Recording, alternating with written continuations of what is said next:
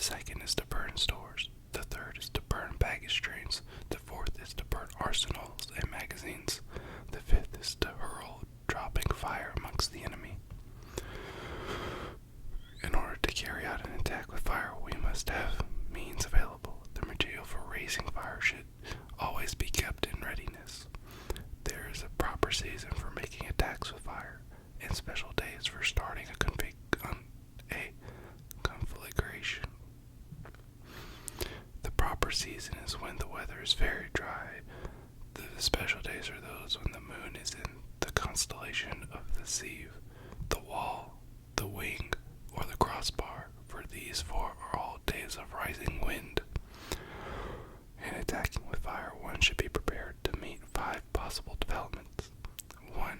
When fire breaks out inside the enemy's camp, respond at once with an attack from without. 2. If there is an outbreak of fire but the enemy's soldiers remain quiet, bide your time and do not attack. When the force of the flames has reached its height, follow it up with an attack, if that is practicable. If not, stay where you are. 4. If it is possible to make an assault with fire from without, do not wait for it to break out within, but deliver your attack at a favorable moment. When you start a fire, be to windward of it. Do not attack from the leeward.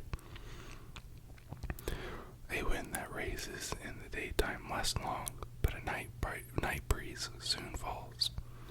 In every army, the 5 developments connected with fire must be known, the movements of the stars calculated, and a watch kept for the proper days.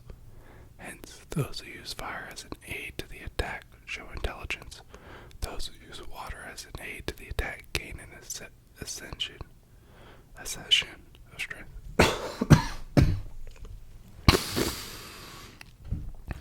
By means of water, an enemy may be intercepted, but not robbed of all his belongings. Unhappy is the fate of one who tries to win his battles and succeeds in his attacks without cultivating the spirit of enterprise, for the result is waste of time and general stagnation. Hence the saying, the enlightened ruler lays his plans well ahead, the good general cultivates his resources. Move not unless you see an advantage. Use not troops unless there is something to be gained. Fight not unless the position is critical. No ruler should put troops into the field merely to gratify his own spleen. No general should fight a battle simply out of pique. If it is to your advantage, make forward move. If not, stay where you are. Anger may in time change to gladness. Vexation may be succeeded by content. But a kingdom that has once been destroyed can never come back again into being. Nor can the dead ever be brought back to life. Hence, the enlightened ruler is heedful, and the good general full of caution. This is the way to keep a country at peace and an army intact.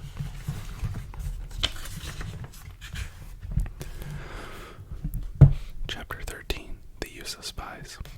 Sun Tzu said, raising a host of 100,000 men and marching them great distance entails heavy loss on the people and a drain on the resources of the state. The daily expenditure will amount to 1,000 ounces of silver. There will be a commotion at home and abroad, and men will drop down exhausted on the highways, as well as 700,000 families will be impeded in their labor. Hostile armies may face each other for years, striving for the victory which is decided in a single day. This being so, to remain in ignorance of the enemy's condition simply because one grudges the outlay of 100 ounces of silver in honors and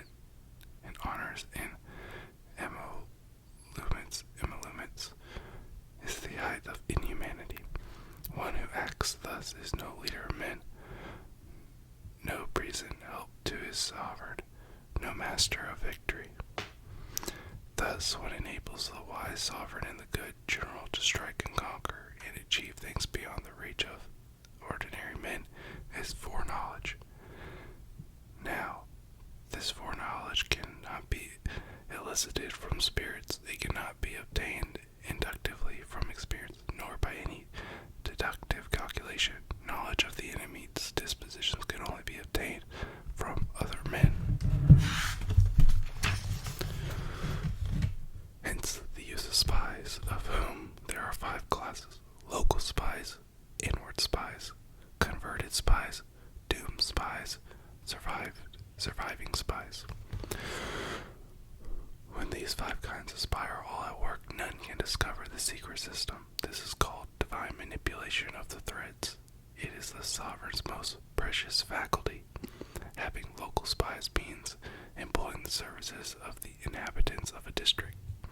Having inward spies, making use of officials of the enemy. Having converted spies, getting hold of the enemy spies and using them for our own purposes. Having doomed spies, doing certain things openly for purposes of deception and allowing our own spies to know of them and report them to the enemy.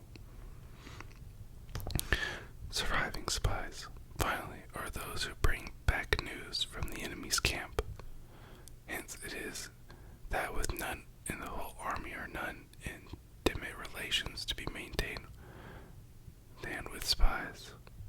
None should be more liberally rewarded, and no other business should greater secrecy be preserved. Spies cannot be usefully employed without certain intuitive sagacity.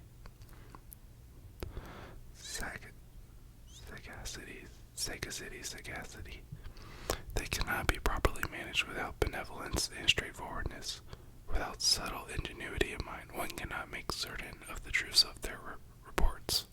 Be subtle, and use your spies for every kind of business. If a secret piece of news is divulged by a spy before the time is ripe, he must be put to death together with the man to whom the secret was told.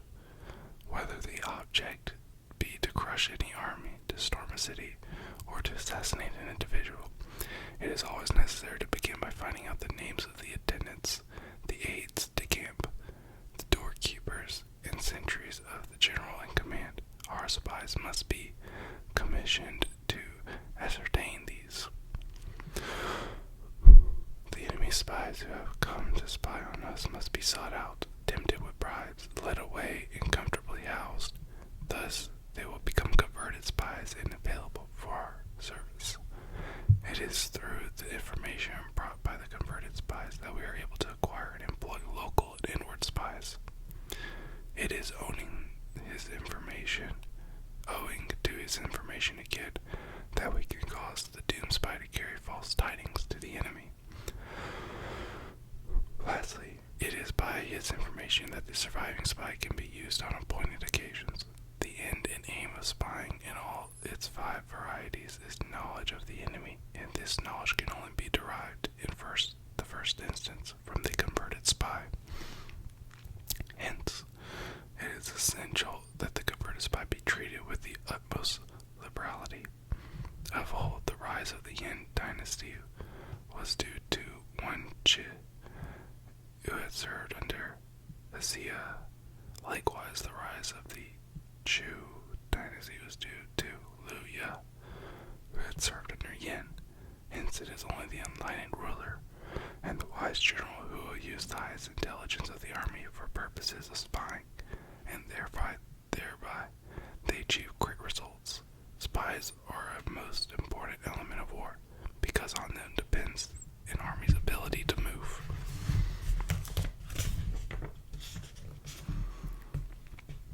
Alright, that concludes The Art of War by Sun Tzu.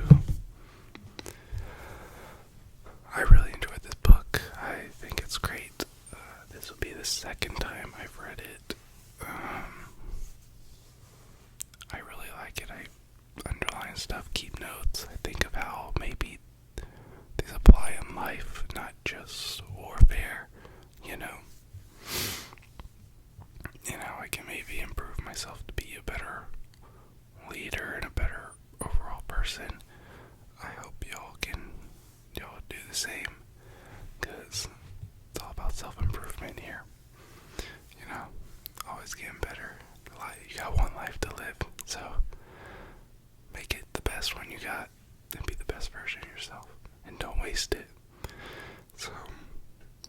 said, thank you all so much for watching.